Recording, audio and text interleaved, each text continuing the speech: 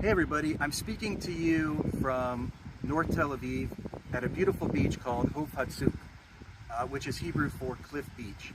And it's a gorgeous summer day here in Israel, great breeze, and we're going to go in the Mediterranean very soon.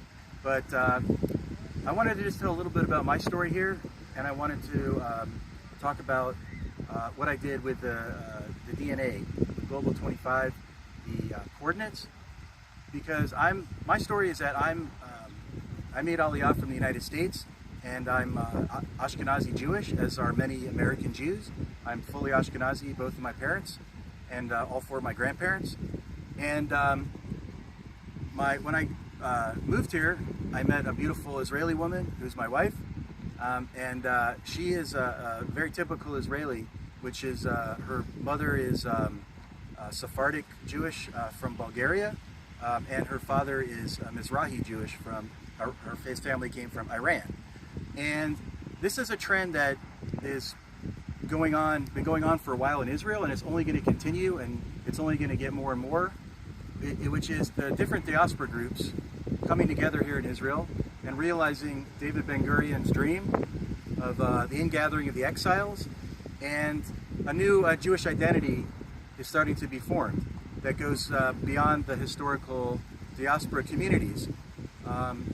And so I kind of wanted to see what that would look like, that this growing trend that's only going to continue is going to kind of look like in terms of DNA, in terms of people's admixture, in terms of the Jewish communities. So what I did was I took some of the main diaspora communities that we have Global 25 coordinates for, and I mixed them all together with using the Global 25 many to average tool. And I'm going to tell you what the different diaspora coordinates that I used are, the populations, and then I'm going to go over a little bit about the results. So for the Ashkenazi, I used Ashkenazi, Austria, France, Germany, Latvia, Lithuania, Belarus, Russia, Poland, and Ukraine. And for the Sephardic, I used Bulgaria, Greece, and Turkey. And for the Mizrahi, I used what was available, which is Iranian Jews, Iraqi Jews, Georgian Jews, Bukharian Jews, and there were some other, Mountain Jews, and within the Mountain Jews, there were the Mountain Jews from Azerbaijan and Dagestan, and one other community, one other country I can't recall right now. But and then there was some diaspora Jewish communities that I probably could have put in the Sephardic category, which was pointed out to me when I posted on social media, but I did put it in Mizrahi because it's sort of a bit, the categories can sort of shift and change. So I included like Syrian Jews, for example, in Mizrahi, but Syrian Jews are admixed with Sephardic Jews as well. So there's Sephardic Jews that settled in Syria. So they could go in Sephardic, but they're also their own thing too. So I could have put them in the other category as well. And also I included the North African Maghrebi Jews in Mizrahi, which includes Tunisia, Libya, Algeria, and Morocco. But especially Moroccan Jews were heavily influenced by Sephardim from Portugal and Spain, who migrated to North Africa. And the North African Jews are a lot sort of part of the Western diaspora continuum, more than they are related to Mizrahim, who are more of the East, the Middle East. And that shows up in their genetics too. So like Moroccan Jews are closer to Ashkenazi and Sephardic Jews than they are to, like, you know, Iraqi Jews or Iranian Jews, for example. Oh, also Kurdish Jews. I forgot Kurdish Jews I put in the Mizrahi category as well. I'm presenting it the screenshot here so you can see for yourself as well if I forgot anything. But So the Maghrebi Jews are basically Israelites who went to North Africa and they mixed with local Amazigh Berber tribes. And then later on, after the Sephardic Jews came down, and they mixed with the original North African Jews. And so then the other category is includes like Ethiopian Jews, like Beta Israel, and also the Karaite Jews, and specifically from Egypt. That's the reference population that's used in Global 25, or Karaite Jews from Egypt. And then also Italian Jews, Italki. They're their own thing. They have their own rights.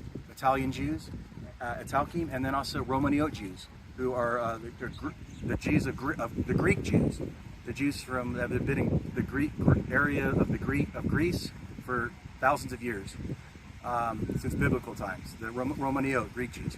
So, what are the results from all this? From all this, basically taking just for fun. This is all for fun, by the way. But just taking a look at all these diaspora communities and then creating an Israeli Jew, a category called Israeli Jew. So what are the results? Well, I'm going to show you. And if I leave anything out, you will see on the screen what the results were. So I did the individual results for the Global 25 modern scale, and you can see that the top result is a Syrian Jew, a Jew from Syria, and also right after that, a Romaniot Jew, a Greek Jew. And then there's you see Ashkenazi, a Lithuanian, right after that. And then you have Lebanese Muslims, Druze, Cypriots, other Sephardic Jews, other diaspora Jewish communities. And then you can see that when you do the admixture, that there's Levantine populations, like Samaritans, Jordanians, like Lebanese Muslim, and also you see the Ashkenazi results there, Syrian Jews, Sephardic Jews, Iranian Jews. It's all there in the admixture when you create this new sort of Israeli Jew, which is going to be increasingly, I think, what people are going to define themselves as the different diaspora groups mix. So over the next couple generations. And then I did it with averages, and you can see the results from averages, which are similar to the individuals.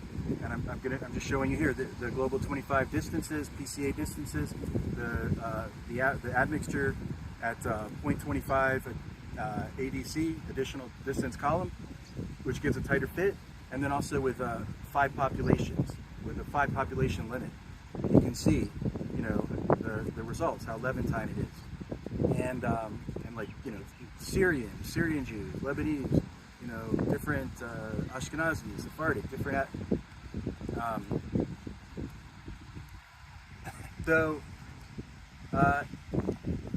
And then I removed the Jewish populations, and you can see that who shows up without the Jewish populations. You can see the Lebanese, the Cypriots, the Greek Islanders, those kinds of populations that show up. And I'll just let the results speak for themselves. You can look at them viewing it right now. I don't remember everything right now, but so and then I used a calculator that my friend made for Ashkenazi Jews specifically, but it can be used for this Israeli Jew category, and you can see that the Levantine is very high. It's like a 56%, and that's sort of what I think is sort of going to be the big what the DNA is going to look like increasingly as more and more diaspora Jews mix in Israel. And I just wanted to say something also and give a plug for my friend Nicola Capelli, who's making wonderful reports on people's DNA ancestry. And I'm an example of an Ashkenazi Jew, and he made it's a report called the Humanitas Report for modern populations. And I'm just going to show you the results, because you can just see the Ashkenazi results, and you can see that, that at least for me, and it varies by percentages, but, I'm about it's about 42% Middle Eastern, North African, and most of that is Levantine, and you can see that with the Lebanese Druze. And then, which was surprising to me also, I got about 10% Egypt, Alexandria, which I've never gotten before. But so when you combine the Egypt, Alexandria, the Lebanese Druze, it's about 42%. I think it's about 57% European, and then but the European is mostly Southern European, and it's mostly Greek, as you can see. You can see it's the Greek Epirotes, the Epirotes, which are sort of a Greek people on the mainland, Greece. And then you can see like sort of the Rhone Alps, so like a southeastern France, near the Italian border. And then a little bit of southern Italy, like Basilicata. So it's a great report. I'm going to leave the information about Nicola if you want to get one of these reports in the text here below. So you can order one yourself, but he does a very professional job, and it gives a little bit about sort of, at least for me, there is some variation with an Ashkenazi, but for me that's what I think is very accurate. So you have, probably, I would guess 40 to 50% Middle Eastern, most of that is Levantine, and then the rest is from Europe, mostly from Europe, not all, but mostly from Europe, and then most of that is from Southern Europe, probably similar to like the Greece. So anyway, thank you for watching the video, and have a nice day. Have a nice weekend.